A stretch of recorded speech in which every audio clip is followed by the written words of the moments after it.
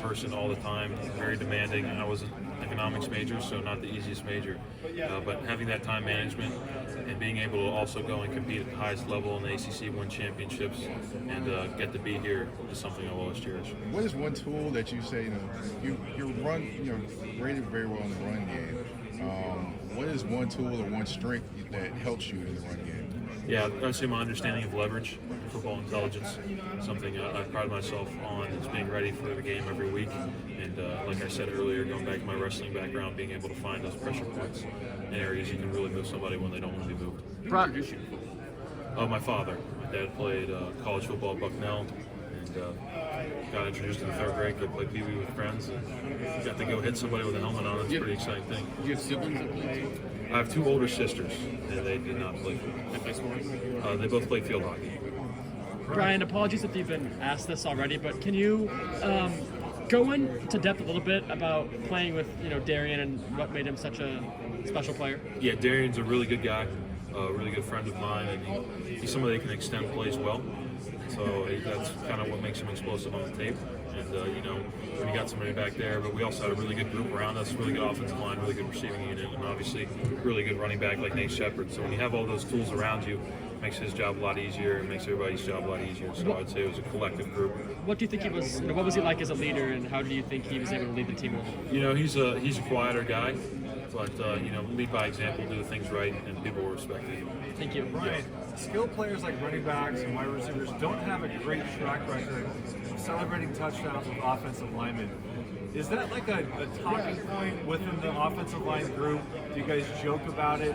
If so, do you think that culture should change for offenses to be better? Yeah, I would say the biggest reason for that is maybe when we have a long touchdown. Us bigger guys don't want to run all the way down there, celebrate, and you got to run all the way back to do the PAT. That's probably what the biggest reason for that is. But on short touchdowns, I know we're always celebrating with AC or Shep. And I love when my boy Cooper Barkate got down there. I'd always try to run down there and get our celebration in. So we do talk about it, but we're also kind of guys that just like to be in the shadows. If you're not talking about us, that usually means we're doing a pretty good job on the during the game. So, what would you say was your favorite run call at Duke? The call where you get excited in the huddle when you heard a call. ooh, we ran a tight zone left scheme pretty. We ran it a lot. So me and Pete would get a double team in on the right side. That was probably one of my favorite things to do. Brian, I'm sorry, my camera cut out when you were talking about the ACC championship. Do you mind just talking about that again? Yeah, no, ACC championship was huge for us.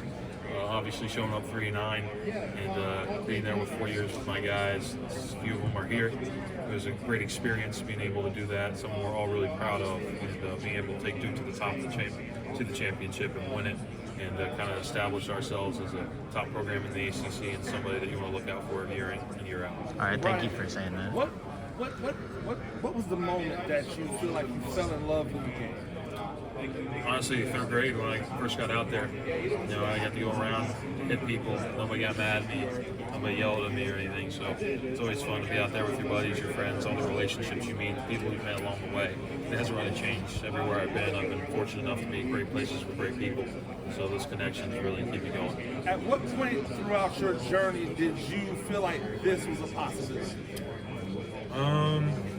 You always dream about it, but the talk really started to pick up probably midway through my junior year. I was like, okay, this is really something we can focus in on. And then after junior year, received some accolades and some interest from people as far as the next level goes. And going into senior year, had a plan, attacked it.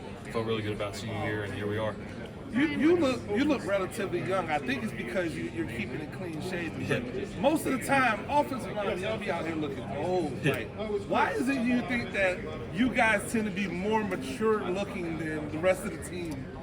We eat more nutrients. Maybe that might be it. You also have to grow up faster when you're protecting somebody else. So I'd say that's it. When you're caring for somebody outside of yourself, makes you a little more mature. Brian, kind of on that note, what's the biggest mental hurdle to playing tackle? The biggest mental hurdle playing tackle is when you have a big time matchup, because there are teams with really good edge rushers, is Coach Diaz always preaches it, play the next play.